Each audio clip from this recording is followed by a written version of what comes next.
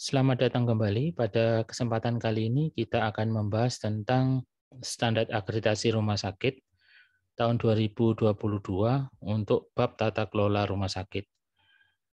Untuk kesempatan kali ini kita akan fokus pada standar 1 dan standar 2 sesuai dengan keputusan Menteri Kesehatan nomor 1128 tahun 2022 tentang standar akreditasi rumah sakit. Bagian yang pertama tentang representasi pemilih atau dewan pengawas.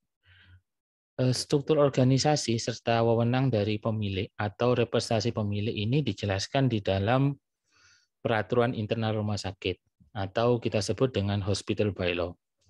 Hospital bylaw ini ditetapkan oleh pemilik rumah sakit.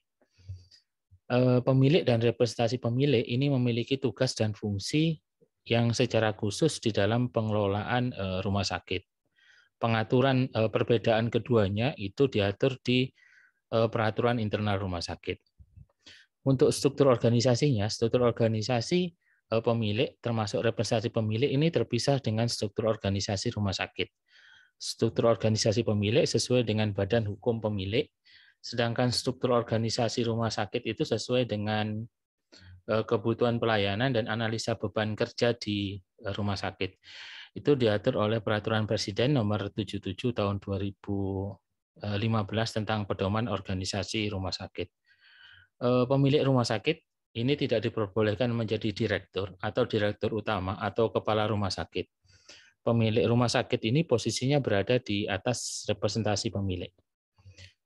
Tujuan agar pemilik rumah sakit tidak diperbolehkan menjadi direktur atau direktur rumah sakit agar menjelaskan otorisasi tentang pengelolaan rumah sakit sesuai dengan ketentuan peraturan perundang-undangan yang berlaku. Tentang representasi pemilik. Jadi bentuk representasi pemilik sesuai dengan badan hukum kepemilikan rumah sakit.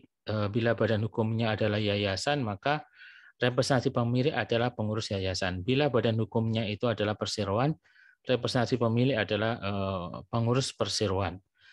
Pengaturan representasi pemilik itu diatur oleh Undang-Undang Rumah Sakit, di mana ada unsur pemilik, ada unsur organisasi profesi, asosiasi perumah sakitan, dan tokoh masyarakat. Untuk representasi pemilik ini memiliki wewenang dan tanggung jawab untuk memberikan persetujuan dan pengawasan agar rumah sakit mempunyai kepemimpinan yang jelas, rumah sakit dijalankan secara efisien, dan rumah sakit memberikan pelayanan kesehatan yang bermutu dan aman. Hospital bylaw sendiri di dalam akreditasi rumah sakit itu mengatur tentang pengorganisasian pemilik dan representasi pemilik, kemudian peran dan tugas serta kewenangan pemilik dan representasi pemilik, kemudian peran tugas dan kewenangan direktur rumah sakit, pengorganisasian tenaga medis, dan peran tugas dan kewenangan tenaga medis. Sebagai catatan, di pasal 51 Peraturan Pemerintah Nomor 47 Tahun 2021, peraturan internal rumah sakit dapat memuat peraturan tentang staf klinik di rumah sakit. Di dalam hal ini adalah perawat yang diatur di dalam Permenkes Nomor 49 Tahun 2013 dan tenaga kesehatan lainnya. Untuk elemen TKRS 1, elemen yang pertama, representasi pemilik atau dewan pengawas dipilih dan ditetapkan oleh pemilik. Jadi kata kuncinya adalah dipilih dan ditetapkan oleh pemilik. Dikategorikan ini sebagai regulasi, telusur regulasi, maka telusurnya adalah surveyor mencari bukti representasi pemilik atau dewan pengawas dipilih dan ditetapkan oleh pemilik. Bukti itu dapat berupa yang pertama surat keputusan dari pemilik tentang penetapan dewan pengawas atau representasi pemilik. Yang kedua adalah undangan materi absensi notulensi pemilihan dewan pengawas atau representasi pemilik yang dilakukan oleh pemilik. Untuk elemen penilaian yang kedua, tanggung jawab dan wewenang representasi pemilik meliputi poin A sampai dengan H yang tertera di dalam maksud dan tujuan serta dijelaskan di dalam peraturan internal rumah sakit. Jadi kalimat kuncinya adalah tanggung jawab dan wewenang representasi pemilik. Telusurnya ini dikategorikan telusur regulasi. Surveyor akan mencari bukti tanggung jawab dan wewenang representasi pemilik meliputi poin A sampai dengan H yang tertera di dalam maksud dan tujuan serta dijelaskan di dalam peraturan internal rumah sakit. Buktinya dapat berupa 1 hospital bylaw, nanti fokus pada pasal yang mengatur uraian tugas Dewan Pengawas atau representasi pemilik harus minimal poin A sampai dengan H. Boleh ditambahkan tetapi tidak boleh dikurangi. Kemudian yang kedua, dapat berupa surat keputusan penunjukan Dewan Pengawas atau representasi pemilik dilengkapi lampiran tugas. Lampirannya ini adalah berupa uraian tugas yang meliputi poin A sampai dengan H. Nah, tanggung jawab Dewan Pengawas atau representasi pemilik mencakup hal-hal yang akan saya sebutkan, namun tidak terbatas pada hal ini. Jadi minimal A sampai H itu ada, kan gitu. Bisa lebih banyak daripada itu, tetapi tidak boleh dikurangi. Yang pertama, menyetujui dan mengkaji visi misi rumah sakit secara periodik dan memastikan bahwa masyarakat mengetahui visi misi rumah sakit. Yang kedua, menyetujui berbagai strategi dan rencana operasional rumah sakit yang diperlukan untuk berjalannya rumah sakit sehari-hari. Yang ketiga, menyetujui partisipasi rumah sakit dalam pendidikan profesional kesehatan dan dalam penelitian serta mengawasi mutu dan program-program tersebut. Yang keempat, menyetujui dan menyediakan modal atau dana operasional dan sumber daya yang lain yang diperlukan untuk menjalankan rumah sakit dan memenuhi misi dan rencana strategis rumah sakit. Ini maksudnya Dewan Pengawas itu memberikan persetujuan atas rencana anggaran pendapatan dan biaya atau rencana anggaran kerja rumah sakit. Kemudian melakukan evaluasi tahunan kinerja direksi dengan menggunakan proses dan kriteria yang ditetapkan. Jadi ada penilaian kerja direksi itu proses evaluasinya di Dewan Pengawas. Mendukung peningkatan mutu dan keselamatan pasien dengan menyetujui program PMKP. Jadi program kerja peningkatan mutu dan keselamatan pasien itu menggunakan pengesahan dari Dewan Pengawas. Kemudian melakukan pengkajian laporan pelaksanaan program PMKP setiap 3 bulan sekali dan memberikan umpan balik, sehingga kewajiban direktur adalah memberikan laporan kepada Dewan Pengawas berkaitan dengan mutu setiap 3 bulan sekali. Kemudian melakukan pengkajian laporan manajemen risiko setiap 6 bulan sekali dan memberikan umpan balik perbaikan yang harus dilaksanakan dan hasilnya dievaluasi pada pertemuan berikutnya. Jadi ada laporan dari direktur kepada Dewan Pengawas setiap 6 bulan sekali tentang manajemen risiko. Kemudian untuk elemen penilaian berikutnya di TKR 1 itu adalah representasi pemilik atau Dewan Pengawas dievaluasi oleh pemilik setiap tahun dan hasil evaluasinya didokumentasikan. Jadi telusurnya ini dikategorikan sebagai telusur dokumen. Jadi surveyor akan mencari bukti pemilik melakukan evaluasi Dewan Pengawas atau representasi pemilik. Yang kedua, mencari bukti tentang laporan Dewan Pengawas atau representasi pemilik, dan bukti itu dapat berupa laporan kerja Dewan Pengawas dan representasi pemilik.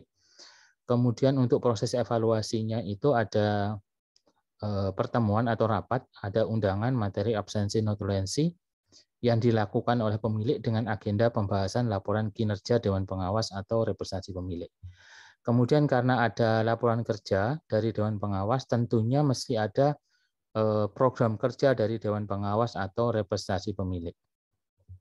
Kita lanjut pada TKRS 1, elemen penilaian berikutnya, yaitu representasi pemilik atau Dewan Pengawas menetapkan visi misi rumah sakit yang diarahkan oleh pemilik. Telusurnya kita kategorikan dengan telusur regulasi, maka surveyor akan mencari bukti representasi pemilik atau Dewan Pengawas menetapkan visi misi rumah sakit. Yang kedua, mencari bukti pemilik memberikan arahan dalam penetapan visi misi yang dilakukan oleh Dewan Pengawas. Bukti itu dapat berupa pertama, surat keputusan dari representasi pemilik atau Dewan Pengawas tentang penetapan visi misi. Kemudian yang kedua, undangan materi absensi dengan agenda pengarahan pemilik yang berkaitan dengan visi misi kepada Dewan Pengawas. Nah, untuk visi misi itu sendiri, visi misi itu bersumber dari rencana strategis rumah sakit atau Renstra atau rencana strategi bisnis rumah sakit. Sehingga visi misi itu dibuat sesuai dengan kebutuhan rumah sakit atau kebutuhan pelayanan kesehatan masyarakat sekitar atau area cakupan rumah sakit. Yang kedua itu tentang akuntabilitas direktur. Dalam hal ini direktur itu bisa namanya adalah direktur utama, direktur ataupun kepala rumah sakit. Direktur rumah sakit ini mempunyai tanggung jawab untuk menjalankan rumah sakit dan mematuhi peraturan perumahsakitan. Persyaratan untuk menjadi direktur rumah sakit ini sesuai dengan peraturan perundang-undangan adalah tenaga medis yang mempunyai kemampuan dan keahlian di bidang perumahsakitan. Tentang pendidikan dan pengalaman direktur tersebut telah memenuhi persyaratan untuk melaksanakan tugas yang termuat di dalam uraian tugas serta peraturan perundang-undangan. Jadi kualifikasi direktur itu dijelaskan di dalam hospital bylaw dan harus sesuai dengan peraturan perundang-undangan yang berlaku. Undang-undang yang dimaksud itu adalah Undang-Undang Nomor 44 Tahun 2009 tentang Rumah Sakit, kemudian Peraturan Pemerintah Nomor 47 Tahun 2021 tentang penyelenggaraan bidang perumahsakitan. Tanggung jawab direktur itu tidak terbatas pada mematuhi perundang-undangan, kemudian menjalankan visi misi yang ditetapkan, kemudian menetapkan kebijakan rumah sakit, memberikan tanggapan terhadap setiap laporan pemeriksaan yang dilakukan oleh regulator, kemudian mengelola dan mengendalikan sumber daya manusia, keuangan, dan sumber daya yang lainnya, kemudian merekomendasikan sejumlah kebijakan, rencana strategis, dan anggaran kepada Dewan Pengawas atau representasi pemilih untuk mendapatkan persetujuan. Kemudian menetapkan prioritas tingkat perbaikan di rumah sakit, apakah perbaikan tersebut berdampak luas atau menyeluruh di rumah sakit, kemudian dilakukan pengukuran indikator mutunya. Kemudian melaporkan pelaksanaan program mutu kepada Dewan Pengawas setiap 3 bulan dan melaporkan pelaksanaan program manajemen risiko kepada Dewan Pengawas setiap 6 bulan. Jadi minimal tanggung jawab direktur itu meliputi A sampai dengan I. Namun tanggung jawabnya bisa lebih dari itu sesuai dengan uraian tugas yang diberikan oleh pemilik kepada direktur rumah sakit. Elemen penilaiannya yang A ini telah menetapkan regulasi tentang kualifikasi direktur. Uraian tugas, tanggung jawab, dan wewenang sesuai dengan persyaratan peraturan perundang-undangan yang berlaku. Jadi kalimat kuncinya itu adalah telah menetapkan regulasi tentang kualifikasi direktur, ada uraian tugas, ada tanggung jawab, dan ada wewenangnya.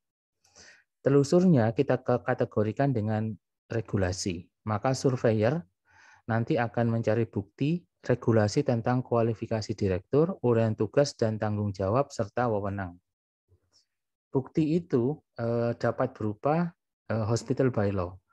Pada pasal yang menjelaskan tentang kualifikasi direktur, uraian tugas, tanggung jawab, dan wewenang. Kemudian bukti yang kedua ditemukan pada surat keputusan pemilik tentang penetapan direktur. Ini disertai dengan pemenuhan kualifikasi jabatan direktur, kemudian dilampiri oleh kualifikasi direktur, uraian tugas, tanggung jawab, dan wewenang. Kemudian untuk elemen penilaian berikutnya, direktur menjalankan operasional rumah sakit sesuai dengan tanggung jawabnya, yang meliputi poin A sampai dengan I, namun tidak terbatas pada itu saja, jadi bisa lebih banyak. Ini telusurnya ini adalah dokumen. Jadi surveyor akan mencari bukti bahwasanya direktur telah menjalankan operasional rumah sakit sesuai dengan tanggung jawabnya. Buktinya dapat berupa pertama itu bukti kepatuhan. Ini dilihat dengan cara melihat kelengkapan izin rumah sakit. Kemudian yang kedua, bukti menjalankan visi dan misi rumah sakit. Ini dilihatnya melalui laporan tahunan rumah sakit yang dibuat oleh rumah sakit kepada pemilik. Yang ketiga itu adalah bukti menetapkan kebijakan rumah sakit, misalkan surat keputusan direktur tentang kebijakan unit kerja, unit pelayanan, dan lain sebagainya.